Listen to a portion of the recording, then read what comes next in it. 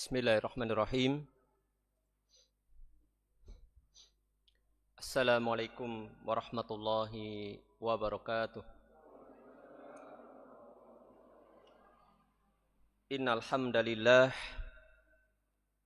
nahmaduhu wa nasta'inuhu wa nastaghfiruh wa na'udzu billahi min syururi anfusina wa min sayyiati a'malina man yahdihillahu fala mudhillalah wa man yudlil fala hadiyalah.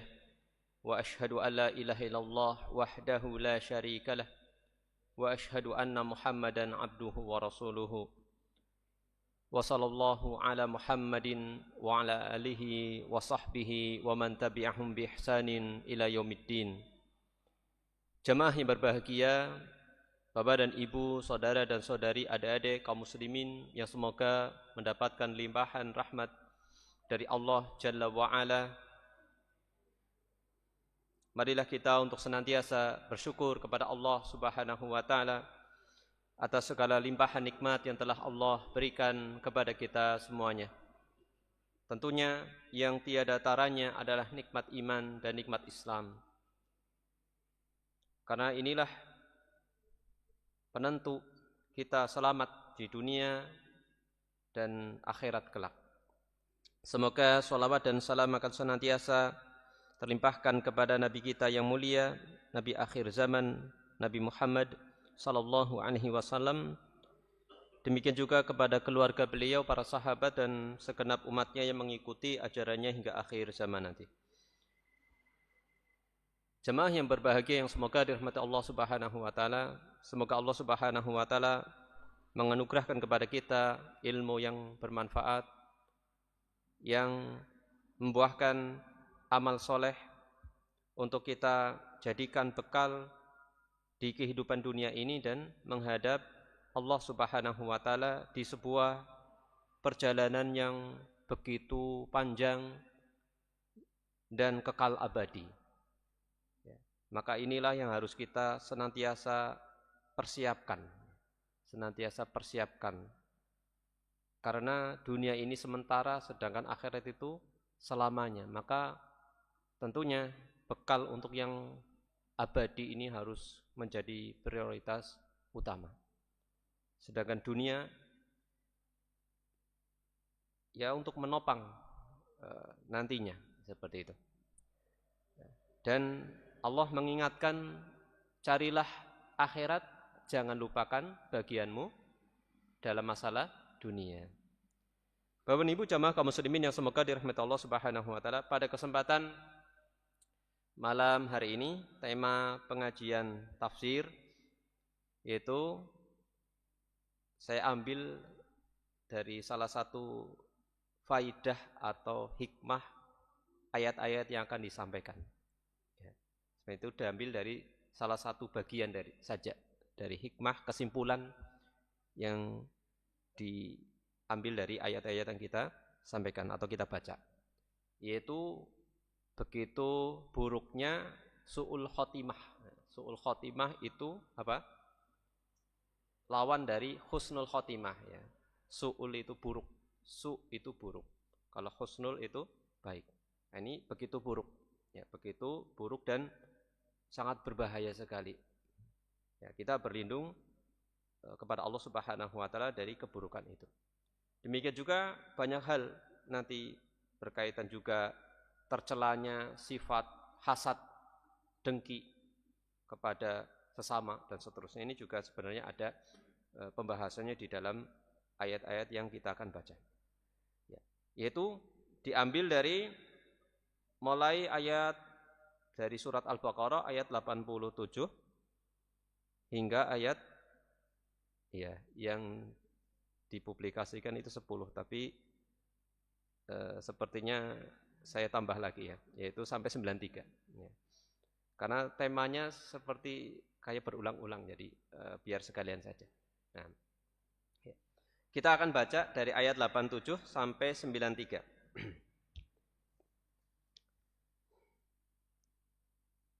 Nah.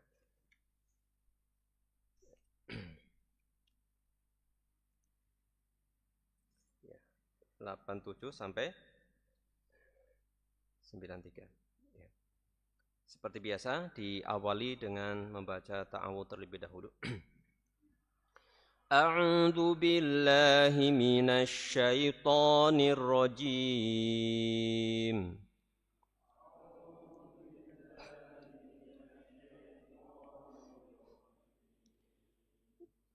ولقد آتينا موسى الكتاب وقفينا من بعده بالرسل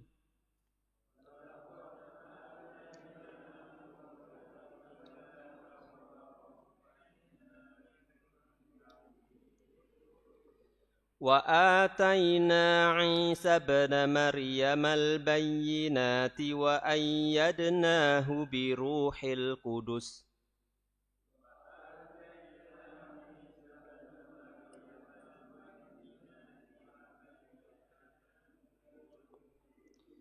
أفكلما جاءكم رسول بما لا تهوى أنفسكم استكبرتم ففريقا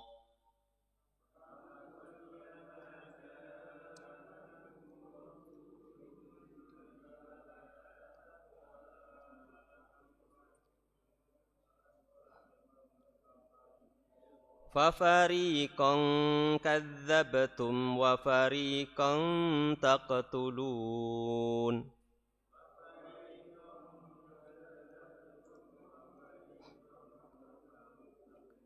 وقالوا قلوبنا غلف بل لعنهم الله بكفرهم فقليلا ما يؤمنون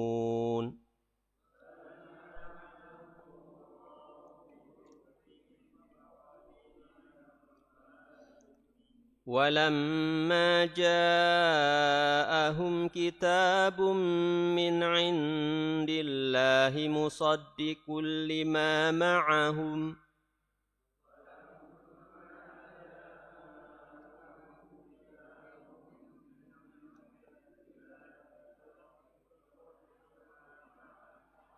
وكانوا من قبل يستفتحون على الذين كفروا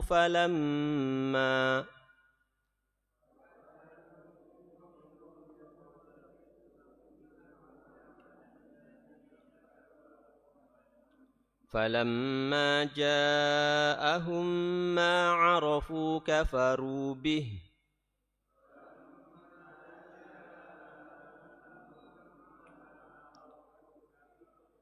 فلعنة الله على الكافرين بئس ما اشتروا به أنفسهم أن يكفروا بما أنزل الله بغيا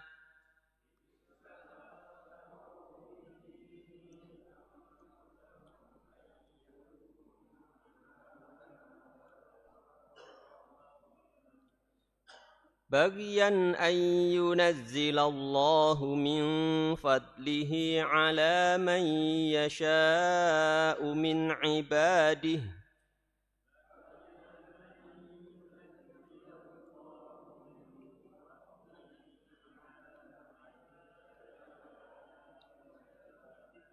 فباءوا بغضب على غضب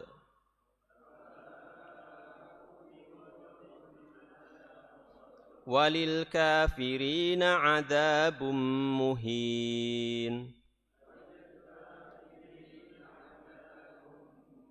وإذا قيل لهم آمنوا بما أنزل الله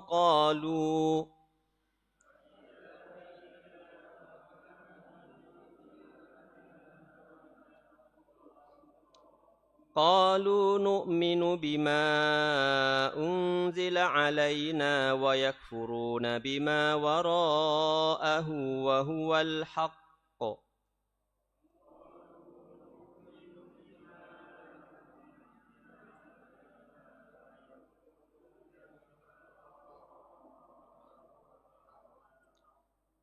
musaddiqan lima ma'ahum Qul falima taqtuluna anbiya Allahi min qablu in kuntum mu'minin.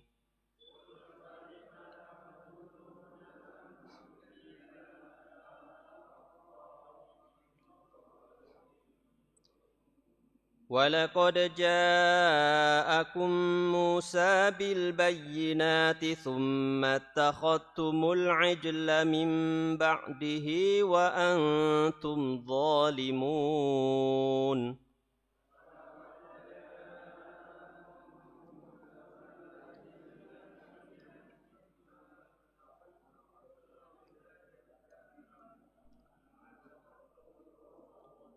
وَإِذْ أَخَذْنَا مِيثَاقَكُمْ وَرَفَعْنَا فَوْقَكُمُ الطُّورَ خُذُوا مَا آتَيْنَاكُمْ بِقُوَّةٍ وَاسْمَعُوا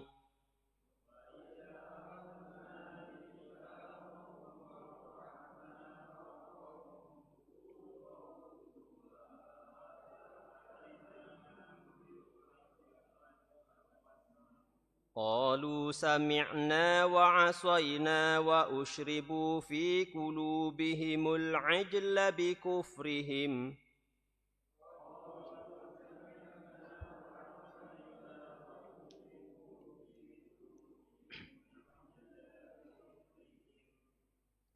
قل بئس ما يأمركم به إيمانكم إن كنتم مؤمنين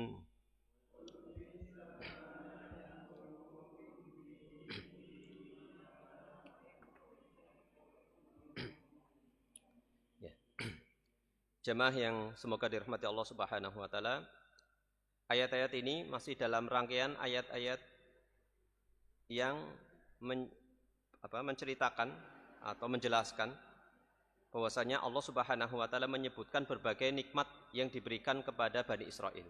Jadi masih dalam rangkaian-rangkaian ayat-ayat mulia yang menyebutkan berbagai nikmat dari Allah Subhanahu wa taala yang diberikan kepada Bani Israel.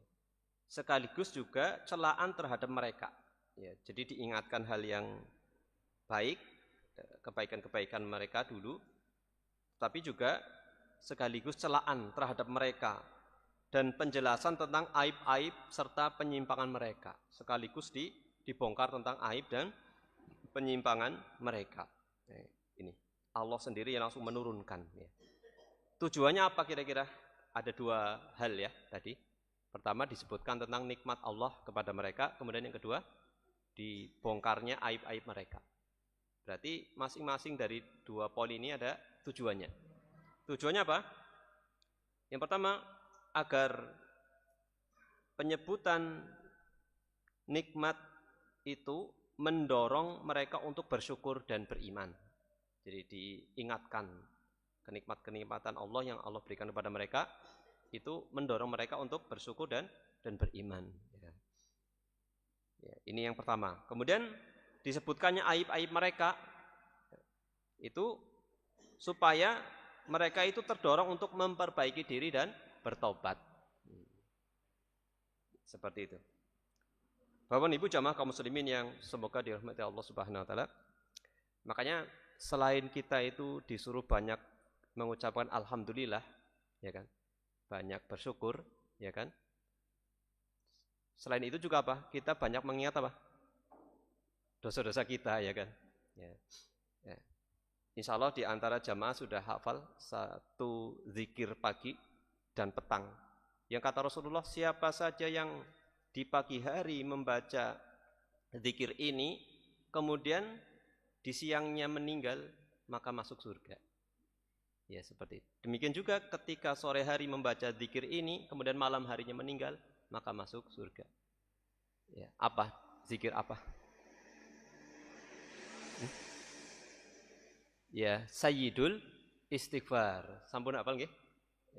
Ya, pemukanya istighfar. Istighfar paling utama ini.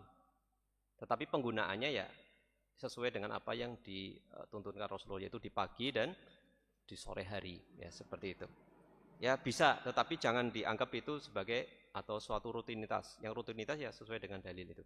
Ya, boleh kita kalau istighfar pakai itu ya sekali-kali nggak apa-apa. Tapi penggunaannya itu di pagi dan sore hari, satu kali. Seperti itu. Apa sayyidul istighfar? Allahumma anta rabbi la ilaha illa anta khalaqtani wa ana abduka wa ana ala ahdika wa wa'dika mastata'tu a'udzubika min syarri ma sona'tu. Ini ya, mulai lafaz setelahnya. Abu'u laka bi ni'matika alayya wa abu'u bi dzambi faghfirli fa innahu la yaghfiru dzunuba illa anta. Di bagian terakhir sayyidul istighfar itu ada pengakuan bahwasanya nikmat itu yang kita dapat itu dari Allah Subhanahu. Begitu banyak sekali. Demikian juga apa? Aku mengakui kesalahan-kesalahanku, ya. Seperti itu. Jadi kalau nikmat mengakui ini datanya dari Allah. Demikian juga mengakui kesalahan-kesalahan kita di hadapan Allah Subhanahu wa taala. Kira-kira sangat sederhana apa tidak konsep tobatnya dalam Islam? Sederhana. Yang paling terpenting adalah pengakuan. Kita mengakui segala kesalahan kita kepada Allah Subhanahu wa taala. Kemudian faghfirli, ya Allah ampunilah. Nah, itu. Ya ampunilah. Nah, ini. Jadi ada pengakuan, ya, pengakuan bahwa kita itu banyak berbuat kesalahan. Ya. Makanya kita juga disuruh banyak beristighfar. Kenapa? Dosanya juga banyak sekali, ya kan? Disuruh banyak bersyukur. Kenapa? Nikmat Allah begitu banyak kepada diri kita. Kita disuruh banyak beristighfar juga karena dosa kita begitu banyak. Itu kurang lebih kandungan dari sayyidul istighfar. Kembali ke sini, ini seperti ini juga. Ya. Allah juga mengingatkan mereka akan nikmat Allah kepada Bani Israel ini. Demikian juga mereka dibongkar aib-aibnya supaya mereka itu kembali memperbaiki diri, kembali kepada Allah, memperbaiki diri dan bertobat kepada Allah Subhanahu wa taala. Bagaimana cara bertobat yang benar? Pertama, meninggalkan perbuatan dosa, ya kan? Kedua, menyesal. Kemudian yang ketiga, bertekad untuk tidak mengulang. Ya kalau udah ini otomatis juga mengakui juga seperti itu. Nah, diiringi dengan itu. Nah, ini. Kemudian kalau berkaitan dengan sesama manusia bagaimana? Ya meminta maaf begitu ya. Kemudian mengembalikan hak-haknya seperti itu. Mengembalikan hak-haknya kalau ini. Ya, kedoliman itu kurang lebih ya mengenai 3 hal. Bisa berkaitan dengan harta, bisa berkaitan dengan apa? Kehormatan, bisa berkaitan dengan apa? Ya, jiwa, nyawa seperti itu. Ya, kembali ke sini Bapak Ibu jamaah kaum muslimin yang semoga dirahmati Allah Subhanahu wa taala. Di ayat ke-87 Allah Subhanahu wa taala berfirman yang artinya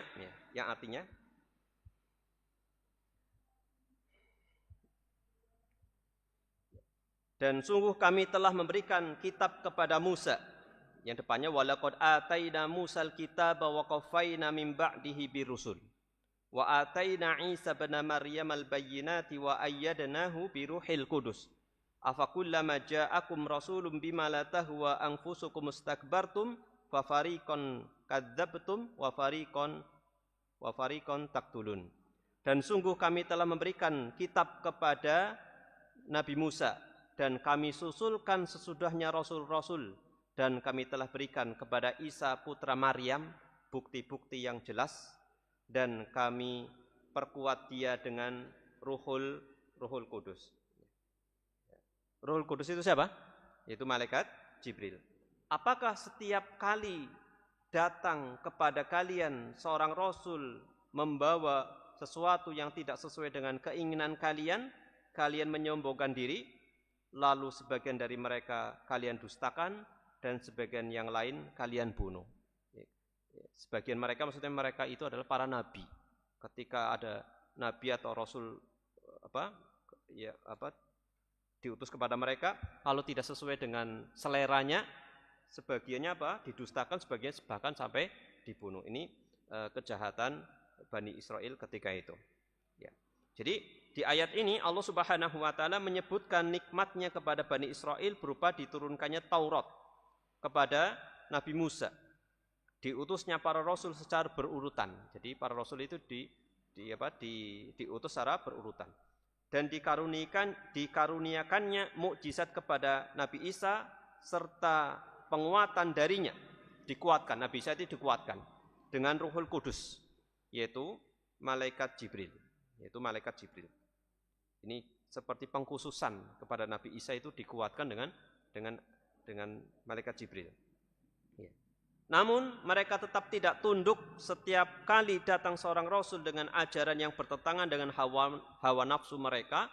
Mereka menyombongkan diri, sebagian mereka dustakan dan sebagian lain mereka bunuh.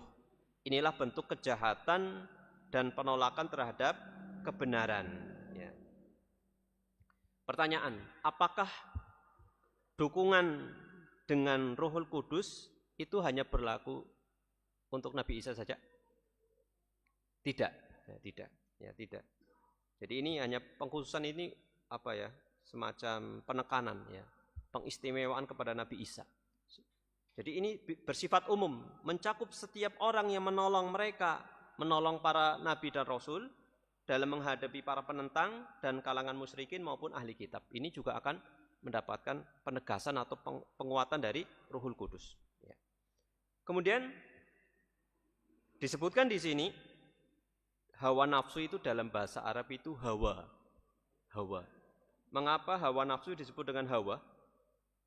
Ini ada faidah nih. Hawa nafsu dinamakan demikian dengan hawa gitu ya. Karena ia menjatuhkan pemiliknya ke dalam kehancuran. Tahwi sohibahu finnar, itu kurang lebih maknanya. Tahwi kan hawa gitu ya. Jadi menjatuhkan orang yang mengikuti hawa nafsu seperti itu ke dalam kehancuran. Maka istilah hawa umumnya digunakan untuk sesuatu yang menyimpang dari kebenaran. Jadi dalam bahasa Arab hawa atau kita terjemahkan hawa nafsu itu lebih kepada makna buruk ya, pada makna buruk. Ini kurang lebih kandungan dari ayat 87, Bapak Ibu.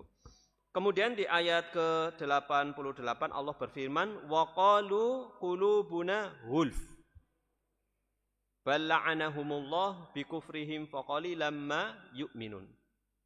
Saya pernah ini bercanda apa tidak ya? Saya pernah nyampaikan ke anak-anak, barangkali kata golf gitu. Ini dari kata ghulf gitu. Diadaptasi walaupun ya. Ini perlu kajian lebih ini ya. Seperti itu. Dari sisi bahasa saja ya. Kadang-kadang banyak kata serapan itu berasal dari bahasa Arab ya. Wallahu a'lam. Apa ada sisi kesamaannya? Barangkali ada sisi kesamaannya ya. Artinya apa? Dan mereka berkata, hati kami tertutup. Ya. Sebenarnya Allah telah melaknat mereka karena kekafiran mereka. Maka sedikit sekali mereka yang beriman, mereka yang beriman. Ya, sedikit sekali dari mereka yang beriman. Ya. Disebutkan di sini, berdasarkan ayat ke-88 ini, mereka merasa cukup dengan ilmu yang ada pada mereka. Jadi mereka mengatakan hati kami tertutup itu hakikatnya untuk menutup diri gitu. Sudahlah enggak usah mendakwahi kami gitu ya. Nah, ini. Hati kami tertutup. Mereka mencukupkan dengan merasa cukup dengan ilmu yang ada pada mereka dan menyatakan bahwa hati mereka tertutup dari menerima wahyu baru. Tidak perlu lagi kayak gitu. Namun Allah membantahnya, sebenarnya bukan hati mereka yang tertutup secara fitrah, tetapi Allah melaknat mereka karena kekafiran yang mereka pilih sendiri. Maka mereka pun dijauhkan dari petunjuk. Jadi mereka mengatakan hati kami tertutup, sudah dari bawaan dari dulunya sudah tertutup. Jadi tidak mau memberi kesempatan untuk diberikan nasihat gitu. Ya, ini. Bapak Ibu jamaah kaum muslimin yang semoga dirahmati Allah Subhanahu wa taala. Disebutkan di sini menurut mereka hati kami tertutup, maksudnya adalah hati kami tertutup oleh selubung yang bersifat bawaan yang menghalangi masuknya apa yang engkau bawa wahai Nabi kayak gitu. Pokoknya kamu ngomong bagaimanapun tidak akan masuk seperti itu. Dalam ucapan itu terkandung usaha membuat Nabi putus asa dari harapan mereka menerima kebenaran dan memutuskan harapan beliau terhadap mereka secara total, maka Allah pun menjauhkan mereka dari rahmat Allah Subhanahu wa taala. Fala'natullahi 'alal kafirin. Nah, seperti itu. Ini di ayat 88. Kemudian di ayat 89 Allah Subhanahu wa taala berfirman, walamma ja'ahum kitabum min 'indillahi musaddiqul lima ma'ahum wa kanu min qablu yastaftihuna 'ala alladziina kafaru falamma ja'ahum ma 'arafu kafaru bih fala'natullahi 'alal kafirin. Yang artinya apa? Dan ketika datang kepada mereka kitab Al-Qur'an dari Allah yang membenarkan apa yang ada pada mereka, padahal sebelumnya mereka memohon kemenangan atas orang-orang kafir, maka ketika datang kepada mereka apa yang telah mereka kenal, siapa yang telah mereka kenal? Yaitu Rasulullah sallallahu alaihi wasallam. Mereka mengingkarinya, maka laknat Allah atas orang-orang kafir itu. Beriman jika Nabi terakhir datang. Ya, seperti itu. Jadi mengaku akan beriman jika Nabi terakhir datang. Namun ketika Nabi itu benar-benar datang dengan membawa Al-Quran yang membenarkan Taurat, mereka justru ingkar karena dengki. Disebutkan ini ingkarnya karena dengki, ya. Ingkarnya karena dengki. Bisa dipahami ya. Saya ringkas semuanya ini biar cepat ini. Saya ringkas. Nah. Kemudian di ayat ke-90 disebutkan bi'sa mashtarau bihi anfusahum an yakfuru bima anzalallahu baghyan ayyunazilallahu min fadlihi ala man yasha'u min ibadihi faba'u bighadabin ala ghadab walil kafirina adzabum muhin. Yang artinya apa? Amat buruklah apa yang mereka jual untuk diri mereka sendiri, yaitu mereka ingkar kepada apa yang diturunkan Allah karena dengki bahwa Allah menurunkan karunia-Nya kepada siapa yang dikehendaki dari hamba-hambanya, maka mereka mendapat kemurkaan demi kemurkaan, dan untuk orang-orang kafir siksaan yang menghinakan. Ya. Alasan utama kekufuran mereka apa? Adalah hasad atau dengki. Hasad atau dengki. Ini yang menyebabkan mereka itu sulit beriman. Itu karena ada kedengkian pada hati mereka. Karena Allah menurunkan wahyu kepada Nabi dari kalangan Arab. Ya, dari kalangan Arab sebagaimana pernah disampaikan ya. Ya, karena Nabi Muhammad itu satu-satunya keturunan dari Nabi Ismail. Ya. Sedangkan ibundanya Nabi Ismail awalnya adalah budak seperti itu. Jadi seperti itulah akhirnya dikait-kaitkan seperti itu. Mereka lebih memilih kekufuran dan kehinaan daripada menerima kebenaran, maka mereka ditimpa kemurkaan demi kemurkaan dari Allah Subhanahu wa taala. Ya. Disebutkan di sini ada faidah, kekufuran mereka semata-mata disebabkan oleh sikap keras kepala yang merupakan akibat dari kedengkian hasad, bukan karena kebodohan. Jadi kekufuran mereka bukan karena kebodohan, tetapi apa? Mereka terjangkiti hasad, kedengkian kepada Nabi Muhammad SAW. Dan ini lebih berat celaannya karena orang-orang bodoh mungkin masih bisa dimaafkan. Orang bodoh itu masih mungkin dimaafkan. Dan seterusnya. Kemudian kita lanjut di ayat 91 dan 92. Allah Subhanahu wa taala berfirman, wa idza qila lahum aminu bima anzalallahu qalu nu'minu bima anzala alaina bima unzila alaina wa yakfuruna bima wara'ahu wa huwal haqqu musaddiqan lima ma'ahum, dan seterusnya.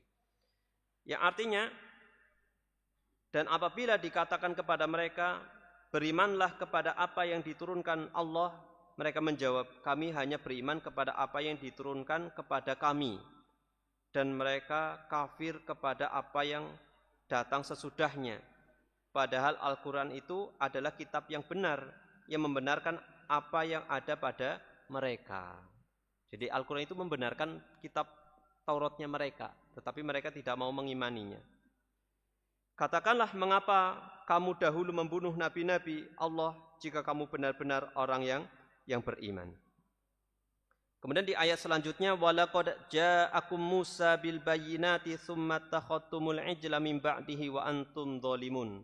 Dan sungguh Musa telah datang kepada kamu dengan membawa bukti-bukti yang nyata, kemudian kamu menjadikan anak sapi sebagai sembahan setelah kepergiannya, dan kamu adalah orang-orang yang zalim. Ini sudah disampaikan di ayat-ayat sebelumnya pembahasannya. Kita sampaikan penjelasan ringkas dari dua ayat ini. Ya. Jadi mereka menolak untuk beriman kepada Al-Quran. Mereka itu menolak beriman kepada Al-Quran. Padahal isinya membenarkan Taurat.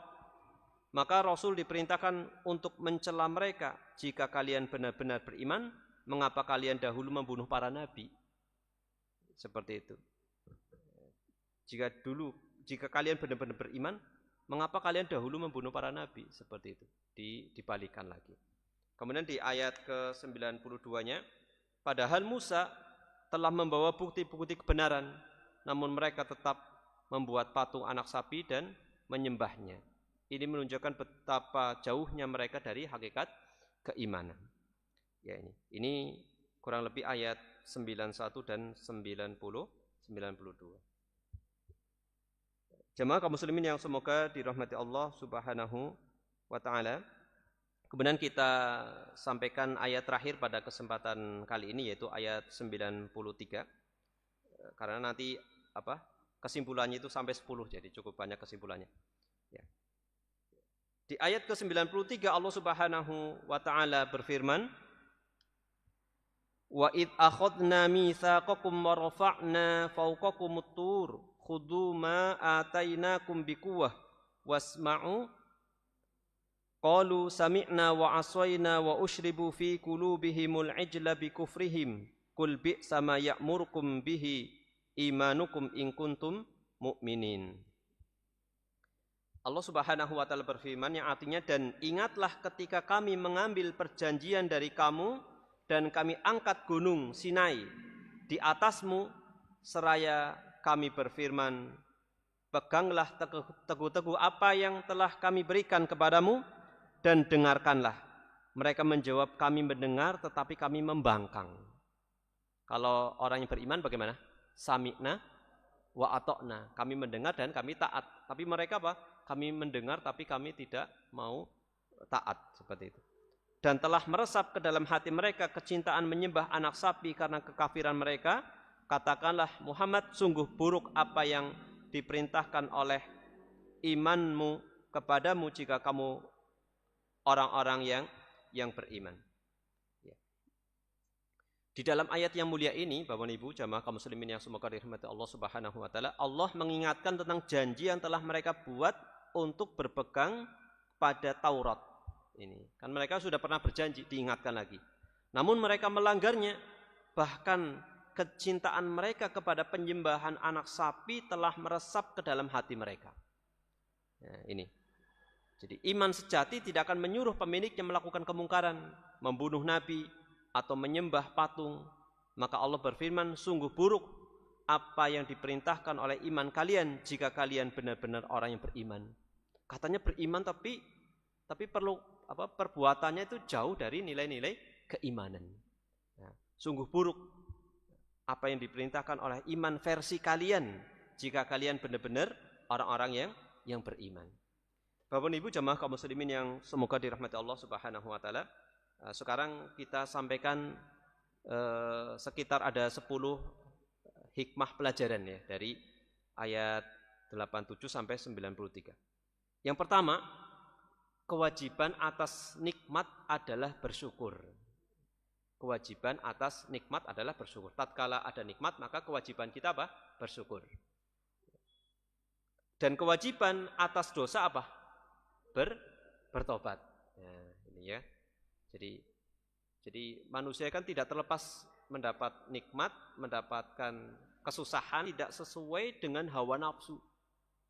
Sangat tercela menolak kebenaran hanya karena tidak sesuai dengan hawa nafsu. Ditolak kebenaran tetapi karena dorongan hawa nafsu.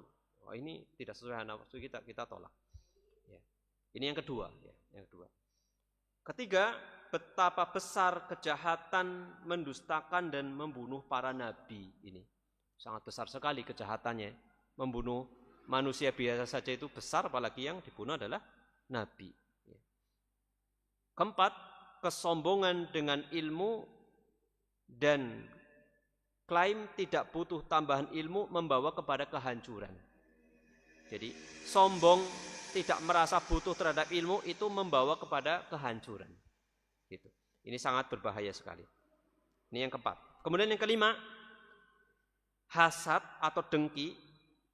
Apa tadi? Hasad atau dengki adalah akar dari kedzoliman. Dan keduanya membawa kehancuran. Jadi orang berbuat dolim awalnya itu dipicu dari dengki, kedzoliman. Kata Rasulullah SAW, "Adz-zulmu dzulumatun yaumal qiyamah." Kedzoliman itu kegelapan pada hari kiamat. Ya, seperti itu. Kalau kegelapan di dunia masih ada secercah cahaya, tetapi kegelapan pada hari kiamat, pada hari kiamat tidak akan ada cahaya sedikit pun. Begitu gelap, Bapak Ibu. Nah ini, saya sampaikan sedikit hadis ya. Rasulullah menceritakan ada seorang wanita diazab di neraka gara-gara seekor kucing. Kenapa? Dia mengurungnya, kemudian tidak dikasih makan, tidak dikasih minum, sampai untuk sekedar mencari serangga di tanah pun kesulitan. Akhirnya mati, kata Rasulullah, masuk neraka. Nah ini, seperti itu. Ini seberapa besar coba kucing, hewan, itu saja sampai berdampak kayak gitu. Apalagi mendolimi manusia, ya kan? Apalagi mendolimi manusia. Jadi kegelapan pada hari kiamat itu kedzaliman. Dan ternyata akarnya itu apa? Hasad, dengki. Maka kita bersihkan diri kita dari hasad dan dengki. Hasad atau dengki itu kira-kira apa maknanya? Tidak suka dengan nikmat yang Allah berikan kepada orang lain.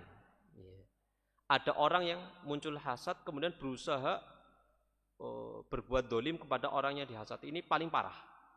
Ada yang hanya muncul di ini ya gitu dan seterusnya. Ada perasaan tidak suka dan seterusnya itu. Tapi yang paling parah itu sampai ada aksi. Sampai ada aksi itu yang sangat parah. Ya. Benar ada orang yang melawannya, ya, melawannya. Ini yang seharusnya dilakukan. Ya. Nah.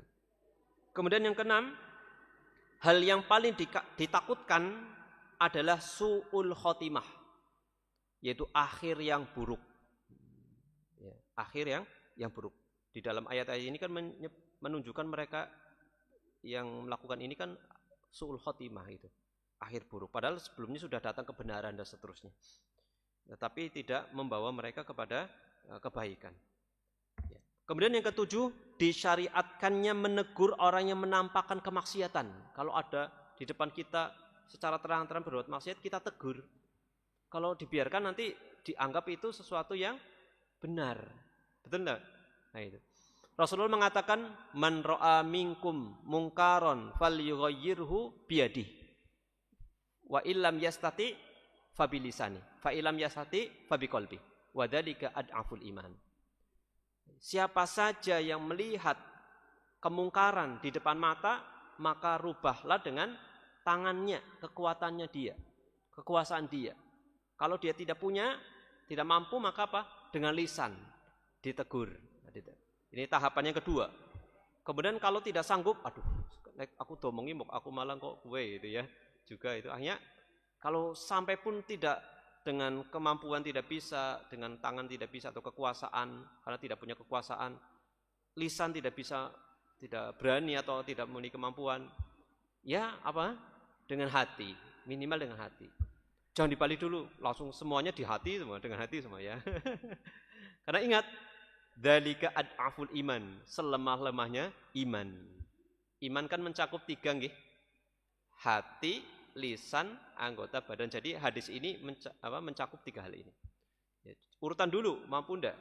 Misalkan di lingkungan RT ya, yang memiliki kekuasaan Pak RT ya ditegur gitu ya. Entah dalam rapat, forum atau langsung seperti itu. Saya sebagai RT, jenengan gini-gini, tamunya, aduh kayaknya keluar dari nilai sosial yang kurang bagus lah. Saya sebagai ketua RT bertanggung jawab nih. Saya bertanggung jawab Allah nanti saya gimana gitu. Itu bisa seperti itu, ya seperti itu diingatkan. Karena saya RT kok, jadi sebagai tangga saja boleh itu sebenarnya. Nah itu kalau mampu, kalau enggak ya sekedar ngomongin. Nah, itu kalau enggak ya itu dengan hati seperti itu ya. Ini jadi harus menegur ya, menegur. Ya. Kadang-kadang kita perasaan saja kita, aduh kok kalau ini gimana? Padahal belum tentu juga. Kadang ada orang berterima kasih loh, terima kasih udah ditegur, sudah diingatkan gitu. Yang penting caranya dengan cara yang baik. Ya. Kemudian yang ke-8, orang Yahudi dikenal berani membunuh para nabi dan orang soleh. Ini orang Yahudi, maka tidak heran ya sekarang membantai kaum muslimin. Lawang nabi saja dulu-dulunya dibunuh gitu ya. Ya. Kemudian yang ke-9, ajaran agama harus dipegang dengan kesungguhan dan ketegasan. Jadi jangan dijadikan agamanya sekedar formalitas, tapi ini adalah kunci keselamatan kita, Bapak Ibu. Ya. Benar-benar harus kita hargai sadari betul bahwa agama ini adalah keselamatan kita. Jadi harus dipegang dengan kesungguhan, diamalkan, berusaha diamalkan. Ya. Dapat apa kita amalkan. Karena dengan itu akan nanti ditambah ilmu, ditambah amal lagi begitu, seperti itu. Dimudahkan untuk ini. Kenapa? Ketika kita dapat belajar kemudian diamalkan terus, kemudian dirutinkan. Harapannya apa? Allah takdirkan ketika meninggal dalam keadaan apa? Sedang beramal soleh, seperti itu. Nah ini kan keutamaan merutinkan amal soleh kan seperti itu. Nah. Ya, kemudian yang ke-10, iman yang benar hanya mengajak kepada kebaikan. Ya. Kalau imannya benar pasti mengajak kepada kebaikan. Pas banget ya, 10 pas bunyi ya, insyaallah ya. Ya. Sedangkan iman yang palsu mengajak kepada kemungkaran. Jadi harus kita jadikan prioritas iman dan amal soleh. Iman dan amal soleh. Ketika ada sesuatu ini masuk ke dalam kategori iman apa tidak? Ini masuk ke dalam kategori amal soleh apa tidak? Kalau iya saya lakukan. Kalau tidak jangan. Gitu. Nah ini seperti itu nggih. Jadi iman yang benar mengajak kepada kebaikan. Sedangkan iman yang tidak benar atau palsu mengajak kepada kemungkaran. Wallahu taala alam bisawab. Semoga apa yang disampaikan ini bermanfaat untuk kita semua, terkhusus kepada yang menyampaikan. Wabillahi taufik wal hidayah. Wa subhanakallahumma bihamdika asyhadu an la ilaha illa anta astaghfiruka wa atubu ilaik. Wa sallallahu ala Muhammadin wa ala alihi wa sahbihi wa baraka wa salam. Akhirul kalam alhamdulillahi rabbil alamin. Wassalamualaikum warahmatullahi wabarakatuh.